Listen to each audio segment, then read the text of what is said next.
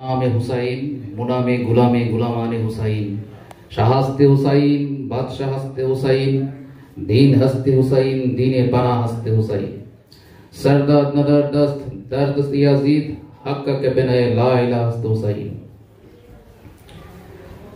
আমি আমার পরম প্রভু পরম মাওলা ওনার পবিত্র চরণে ভক্তি রেখে আমার মহান মুর্শিদে আওলাদ মুর্শিদ গণের পবিত্র চরণে ভক্তি রেখে আমি আমার সংক্ষিপ্ত বক্তব্য রাখার চেষ্টা করছি।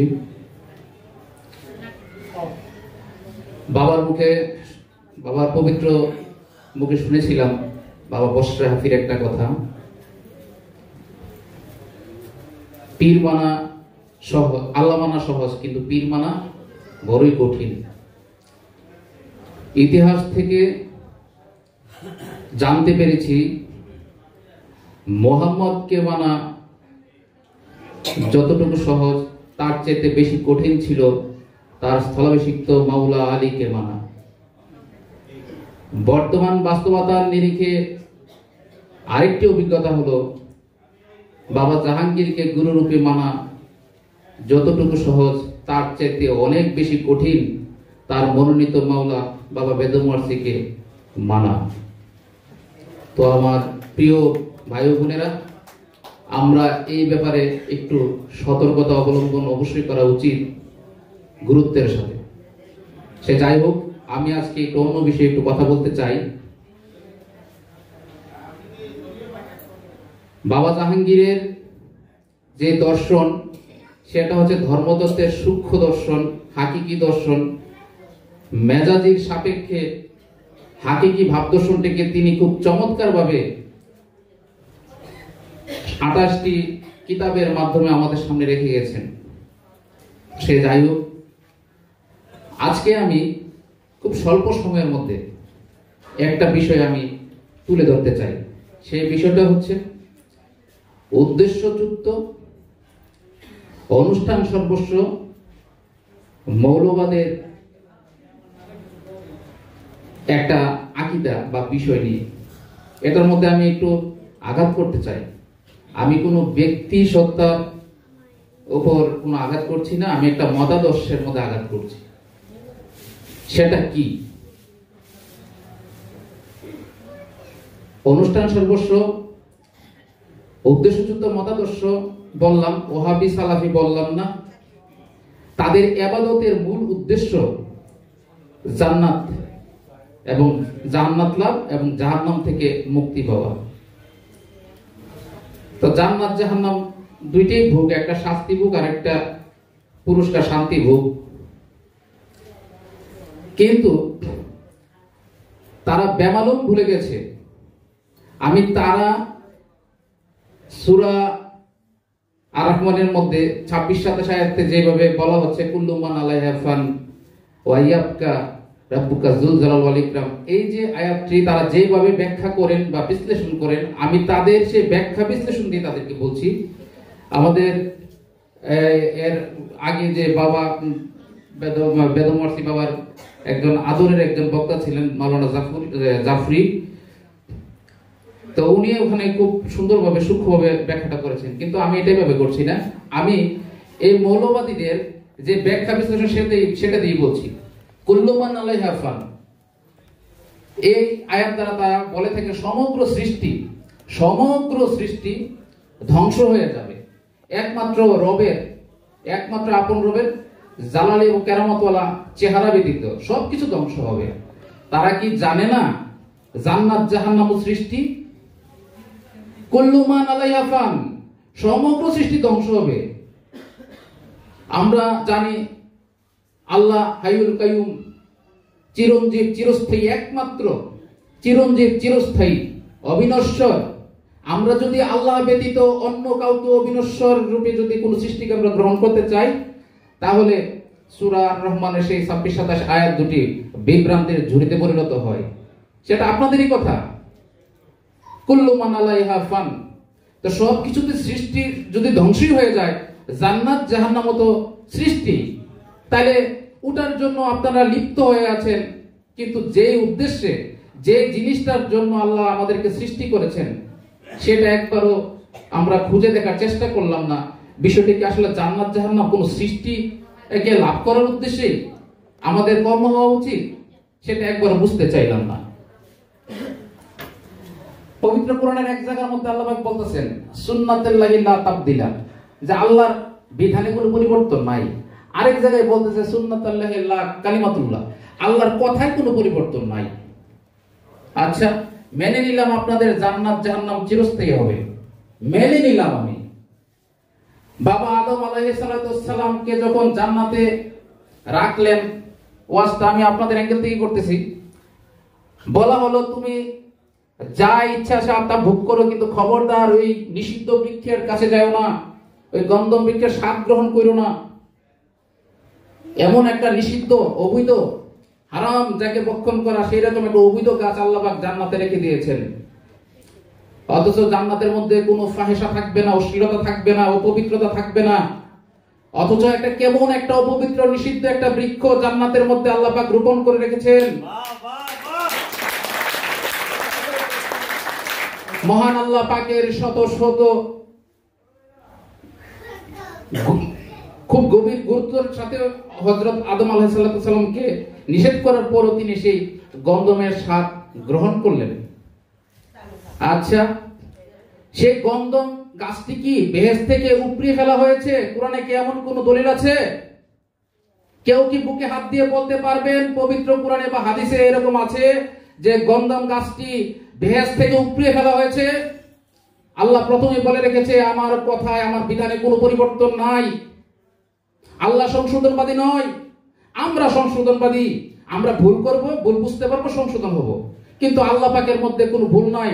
মা তারা বিখাল কিরামান মিন তাফাউত, তার সৃষ্টির কোথাও কোনো ভুল নাই। সত্যি কথা বলতে কি আমরা জান্নাত কি সেটাই বুঝি না, জাহান্নাম কি সেটাই বুঝি না। রাসূল পাক সাল্লাল্লাহু আলাইহি সাল্লাম বলেছেন আসমান থেকে জমিন পর্যন্ত জান্নাত বিস্তৃত। সাহাবীরা আরজ করলেন ইয়া রাসূলুল্লাহ, তাহলে জাহান্নামটি কোথায়? নবীজি প্রত্যুত্তরে বললেন, একটা সম্পর্ক প্রশ্ন জুড়ে দিলেন, দিন আসলে রাত্রি কোথায় যায়? আরো একটি কথা, হযরত ঈসা রুহুল্লাহর উম্মতেরা বললেন, হে ঈসা মসীহ, হে ঈসা মসীহ, আমরা এভাবে খেটে খাবো না, আপনার আল্লাহকে বলেন জান্নাত থেকে আমাদের জন্য খাবার প্রেরণ করুন, আমরা আপনার আনুগত্য করব। তো মর্তের মানুষের, এই দুনিয়াবী মানুষের চরিত্রটাকে স্পষ্ট করার জন্য আল্লাহ পাক একটা দৃষ্টান্ত স্থাপন করলেন। বেহেশত থেকে খাবার পাঠালেন, দৈবভাবে খাবার পাঠালেন, মান্না ওয়া সালওয়া নামক দুইটা খাবার। কিছুদিন খাওয়ার পর আমাদের এই মানুষ জাতি বলতেছে, হে ইসারুল্লাহ, এই খাবার আমাদের আর ভালো লাগে না, খাইতে আমাদের রুচিত হয় না, আমাদেরকে ওই খাবার দিতে বলেন যেটা আমরা কৃষি ক্ষেত্রে আমরা চাষ করি, পেঁয়াজ রসুন কাঁচা মরিচ এগুলোতে যেগুলো রান্না করি, এই ধরনের কৃষিজ যে খাবার ওইগুলা দিতে বলেন। তখন আল্লাহ বললেন যে তোমরা কৃষি জমিতে চাষ করো, খেটে খাও। তো আমরা যদি ভেস্তে যাই তখন তো কৃষি জমি পাবো না চাষ করার জন্য, তো প্রত্যেকদিন একই মেনুয়েলের খাবার, তো রুচি উঠাই গেলে তখন কই যাবেন? জান্নাতে তো জাহান্নাম হয়ে যাব, জান্নাতে নি জাহান্নাম হয়ে যাব, তখন খেতে পাবেন না, লাঙল পাবেন না। আসলে আমরা জান্নাত জাহান্নাম বুঝতে পারি নাই। আরেকটা কথা মৌলবীদের আকীদা, ওহাবি খারিজি সালেফি খারিজি মৌলবীদের আকীদা। কিছুদিন আগে আমার গ্রামের পশ্চিম মাথায় একটা ওয়াজ মাহফিল হচ্ছিল, তো ওখানে ওয়াজ করতেছে কিয়ামতের আগে ইমাম মাহদি বাইতুল্লাহ শরীফে নেমে আসবেন, তাওয়াফ করতে থাকবেন। ওই মুহূর্তে বাইতুল্লাহ শরীফের মধ্যে তাওয়াফকারীদের মধ্যে থেকে 80 জন মুমিন বান্দা ইমাম মেহেদীকে চিনে ফেলবে। তখন তারা ইমাম মেহেদীর কাছে বায়াত গ্রহণ করবে, তারা তখন বায়াত গ্রহণ করবে। আচ্ছা, কেন বায়াত গ্রহণ করবে? বায়াত গ্রহণ করা ওয়াজিব। ইমাম মেহেদীর কাছে যারা বায়াত গ্রহণ না করবে তারাই পথভ্রষ্ট, এই জন্য তারা বায়াত গ্রহণ করবে। খুব সুন্দর কথা। নবীজির যুগে বায়াত ছিল, হ্যাঁ ছিল, সাহাবীদের যুগে ছিল, তাবেঈনের যুগে ছিল, তাবেঈনের যুগে ছিল, বায়াত ছিল। আমরা 4 ইমামকে দেখি তারা বায়াত গ্রহণ করেছে। ইমাম মেহেদির যুগে কি বায়াত থাকবে? হ্যাঁ, অবশ্যই থাকবে। কেন থাকবে? বায়াত গ্রহণের ওয়াজিব, তারাই বলতেছে। এখন যদি বলে তাহলে এই যুগে কেন আপনারা বায়াতের বিরোধিতা করতেছেন? এই যুগে কেন বায়াতের বিরোধিতা করতেছেন? নবীর যুগে ছিল, তাবে তাবিনের যুগে ছিল, সব যুগে ছিল, ইমাম মেহেদির যুগে, কিয়ামতের আগেও থাকবে। এখন বর্তমান আধুনিক বিজ্ঞানের যুগে কেন বায়াতকে অস্বীকার করতেছেন? তারা বলতেছে এখন কোরআন হাদিস বাংলা অনুবাদ করা হয়েছে, এখন সব জায়গায় খুব সহজেই পাওয়া যাচ্ছে। কোরআন হাদিস আপনারা অনুশীলন করুন এবং আমল করুন, তাতেই চলবে।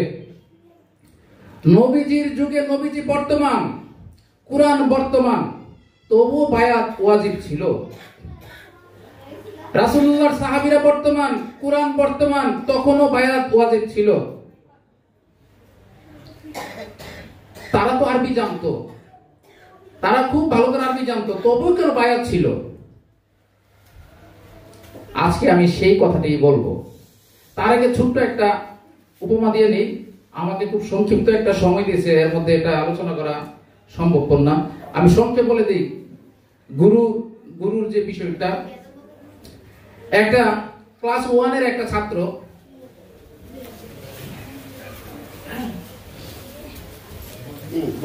ক্লাস 1 এর একটা ছাত্র, তাকে তার শিক্ষক গণিত শিক্ষা দিতেছে। তাকে বলতেছে, বাবা,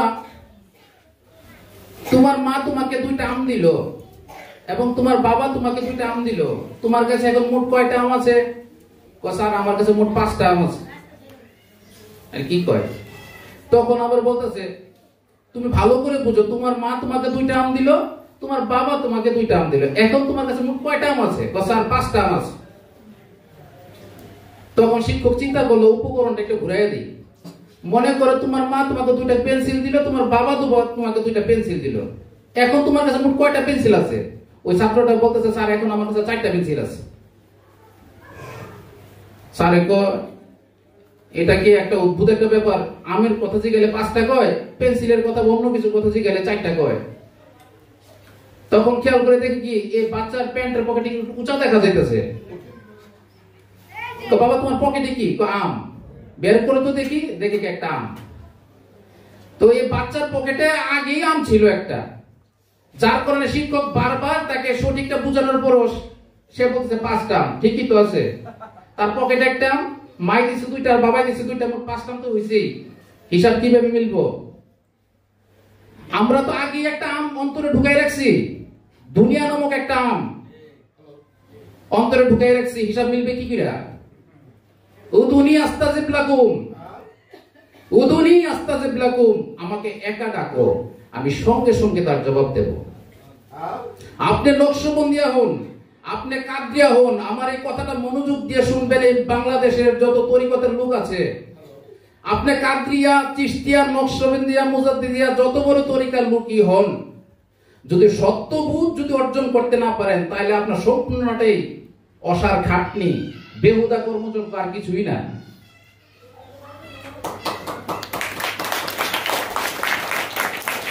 আপনি যদি সত্য অনুভব করতে না পারেন, অনেকে কয় যে ভাই সত্য কি খায় না মাথায় দেয়।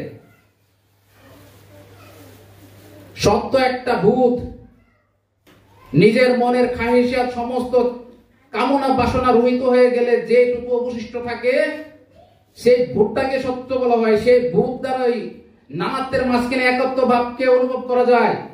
এটা আমার মুর্শিদ কেবলার পবিত্র জবান মুবারকের অনেক বয়ান এবং ওনার কিতাবাদি গবেষণা করে আমি এটা পেয়েছি। এটা আমার তাত্ত্বিক কথা, আমার কোনো দর্শনের বিষয় না, পরমাত্মার কথা এটা। তো যাই হোক, সময় খুব সংক্ষিপ্ত, মাওলার আদেশে আমাকে এখানে কৃতান্ত হচ্ছে। আপনারা সবাই বাবার দর্শনটাকে উপলব্ধি করার চেষ্টা করবেন, ওনার বইগুলো পড়ার চেষ্টা করবেন এবং মাওলার আনুগত্য মেনে চলার চেষ্টা করবেন। এই বলে আমার বক্তব্য রাখছি। জয় গুরু।